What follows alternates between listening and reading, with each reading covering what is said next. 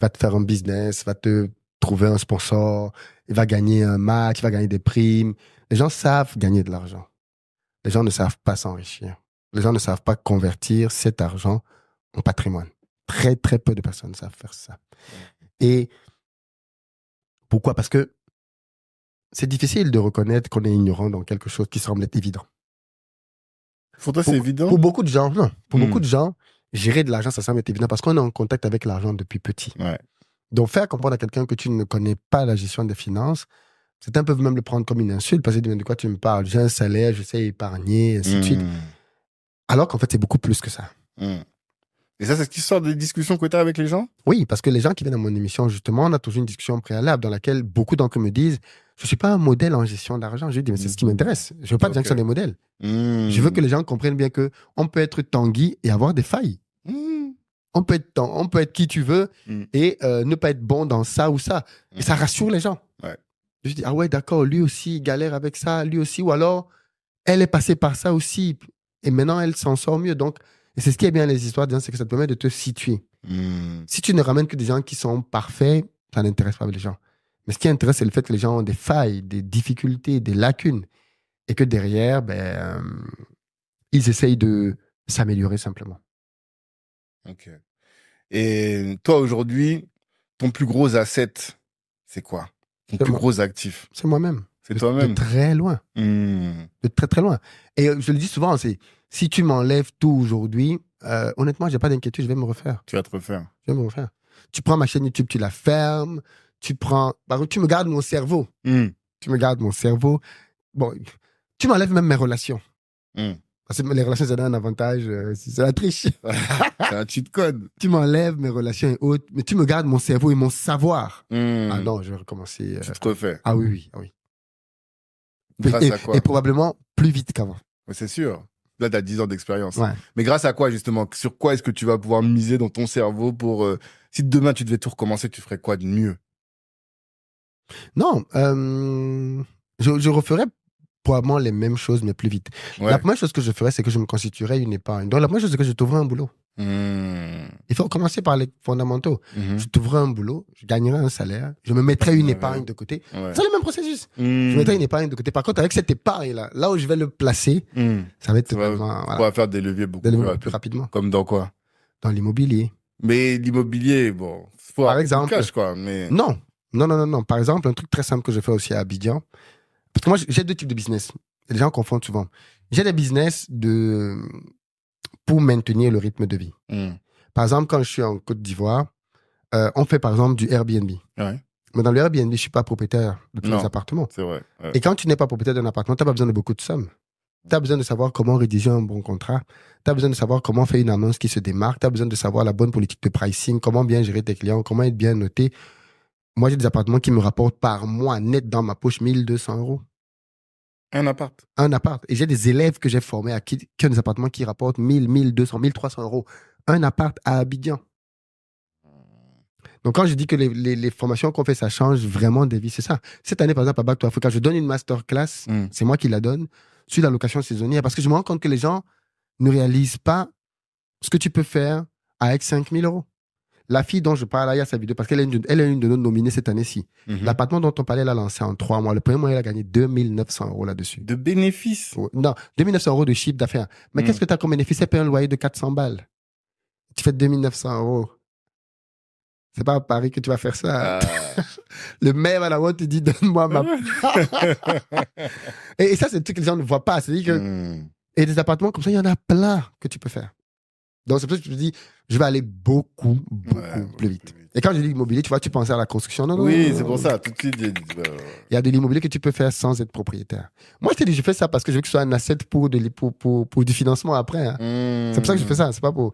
Parce que je veux que ce soit un asset qui me permet d'aller chercher de grosses sommes pour aller construire. Le Airbnb? Non. Non, l'immeuble. Ah ouais, l'immeuble. Oui. Pas l'Airbnb. L'Airbnb, on fait ça pourquoi alors? Mais pour vivre. Mais tout ce que tu as là, j'ai des charges. T'as besoin encore? Non, j'ai des charges. L'époque où je vivais à 250 € par mois, c'est fini ça.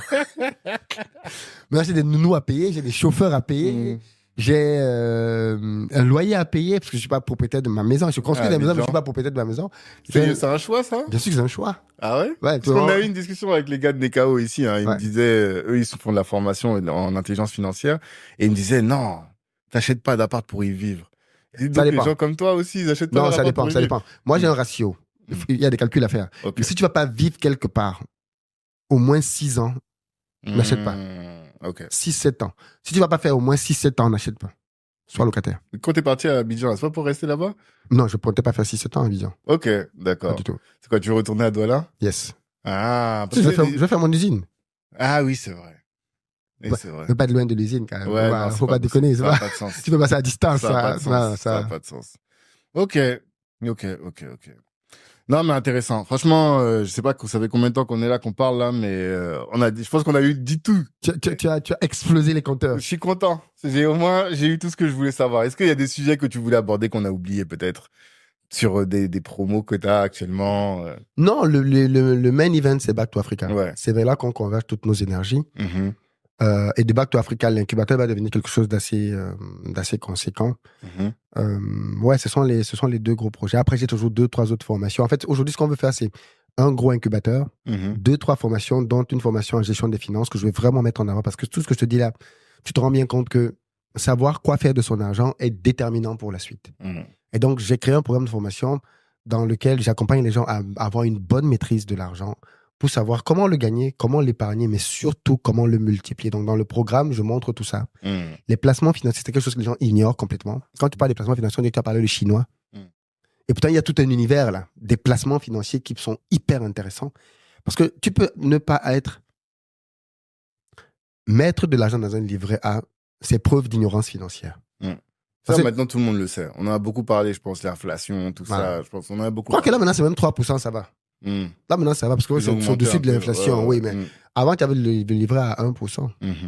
Donc, mais voilà, il faut que les gens comprennent bien que épargner, c'est pas la compétence maîtresse. La compétence maîtresse, c'est savoir diversifier ton argent. Et c'est pour ça que les milliardaires payent des fortunes des conseillers. C'est pour ça que les footballeurs payent des gens, non? Ouais. Les footballeurs payent des conseillers pour qu'on les aide à multiplier leur argent. Mais ils sont pauvres, t'as dit maintenant.